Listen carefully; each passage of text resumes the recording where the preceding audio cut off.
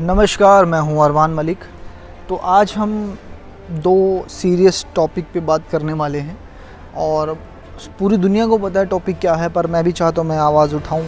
सच क्या है, झूठ क्या है, और इस चीज़ पे आवाज़ उठानी चाहिए हर एक इंडियन को, जिनके मिलियन में फॉलोअर हैं इंस्टाग्राम, फेसबुक पे। उनको सबको आवाज़ उठानी चाहिए क्योंकि हम लोग उनको फॉलो करते हैं। तो आप लोगों को पता ही है जो हाथरस के अंदर जो क्रूरता हुई हमारी बहन के साथ, 4 लोगों ने बलात्कार किया, उसके बाद हॉस्पिटल जाते हैं वहाँ भी उनकी डेथ हो जाती है। उसके बाद वहीं की सरकार, वहीं की पुलिस, किसी का राइट ही नहीं बनता कि उनका अंतिम संस्कार किया जाए।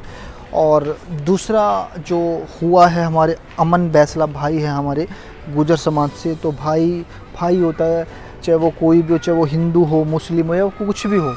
तो सबसे बड़ी बात यह है कि हमारे समाज ने आवाज़ उठाई और अमन बैसला के जो गुनहगार है सुमित गोस्वामी और जो नेहा जिंदल है, उनको आज जेल में ले जाया गया है। और उनको जिसने भी मतलब कुछ भी किया, यानी कि जो गुनहगार है या नहीं है, तो उनको सज़ा ज़रूर मिलनी चाहिए, चाहे वो रेपिस्ट हो या फिर वो किसी को ब्लैकमेल करने वाली। तो जो अमन बैसला हमारे भाई हैं, गुजर समाज से हैं, सबसे बड़ी बात इंसान है वो, और भाईचारा है हमारा इंडिया में बहुत ज़्यादा, कि जिसके साथ गलत होता है तो हमारा समाज उसके साथ खड़ा होता है। जो अमन बैसला ने किया वो मजबूरी इसलिए थी क्योंकि जो लड़की उसको बार बार धमकी दी जा रही थी रेप केस की। जैसे अमन बैसला ने बताया कि गाड़ी में जब वो बैठी उसने कपड़े फाड़े। और सबसे गिरी हुई हरकत जो सुमित गोस्वामी ने की है, सबसे बड़ी बात यह है कि सुमित गोस्वामी ने अमन बैसला को नेहा जिंदल के चक्कर में धमकी दी। और जो अमन बैसला की सुसाइड का सबसे बड़ा कारण ये है कि अगर नेहा जिंदल उसके ऊपर रेप केस लगवा देती, उसकी ज़िंदगी ख़राब हो जाती और सफाई देते देते उस लड़की को कम से कम 10 साल लग जाते और एक ठप्पा लग जाता कि उसने रेप किया है। तो उसका सबसे बड़ा जो सुसाइड का मुझे लगा, और आप भी बताना मुझे कमेंट में, कि कारण जो है, सबसे पहले उसके पैसे छीने, गाड़ी छीनी, इज्जत छीनने की बात चल रही थी। तो अपनी इज्जत को बचाने के लिए उस लड़के ने सुसाइड की है। तो मैं यही कहना चाहूँगा पूरे समाज से, सरकार से, कि जो रेप केस हो रहे हैं जेन्युइन, उनका मेडिकल कराएं।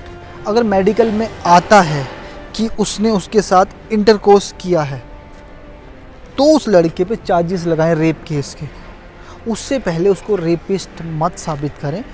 ना तो उसको समाज अपने पास रखता, ना कोई आसपास का उसको अपने पास बैठने देता, ना उसकी कोई ज़िंदगी होती, क्योंकि 5-10 साल जेल में लग जाते हैं सफाई देते देते। क्योंकि जब तक कोर्ट में केस चलेगा, बरी नहीं हो गया था, तब तक उसको बेल ही नहीं देंगे। क्यों नहीं देंगे? क्योंकि जब बेल का टाइम आता है, लड़की कोर्ट पहुंच जाती है कि मुझे जान की धमकी देगा या फिर बाहर आके मेरे ऊपर तेज़ाब डाल देगा, इसको बेल ना दे। मतलब सीधा सीधा ये है कि रेप केस का सीधा मकसद ये है कि उसको जेल में डालना है और उसकी ज़िंदगी ख़राब करनी है। तो मैं सभी से अनुरोध करूँगा कि जो झूठे रेप केस होते हैं, जैसे नेहा जिंदल अमन बैसला पे झूठा रेप केस लगवाना चाहती थी, तो आपने देखा ही होगा कि अमन बैसला ने अपनी जान इसलिए तो दी है कि उसके ऊपर झूठा रेप केस ना लगे, अपनी इज़्ज़त बचाते हुए। तो इसी चक्कर में बहुत से झूठे रेप केस है। आप तिहाड़ में जाके पता करना, मैंने काफ़ी चार्जशीट पढ़ी है लोगों की, और उसमें सब फेक होता है कि मुझे बहला फुसला के मेरे साथ रेप किया गया। एक बात बताओ, लड़की चांद पे जा सकती है, लड़की IPS बन सकती है, लड़की पुलिस में होती है। तो जब लड़की 5 साल से रिलेशन में थी, तब उसको नहीं समझ में आता कि मैं इसके साथ रिलेशनशिप में हूँ, और घर वालों के दबाव में आके वो रेप केस में उस रिलेशनशिप को तब्दील कर देती है।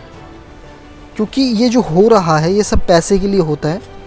और जो जेन्युइन केस है, जैसे हमारा हाथरस में हमारी बहन के साथ हुआ, ये जेन्युइन केस है। इस चीज़ को इन झूठे केस की वजह से दबाया जाता है। तो मैं आपको सबको अपील करूँगा, जो हाथरस के अंदर हमारी बहन के साथ रेप केस हुआ है, इस पर आवाज़ उठाएं और जितने भी लोग हैं उनको फांसी हो और सरेआम हो।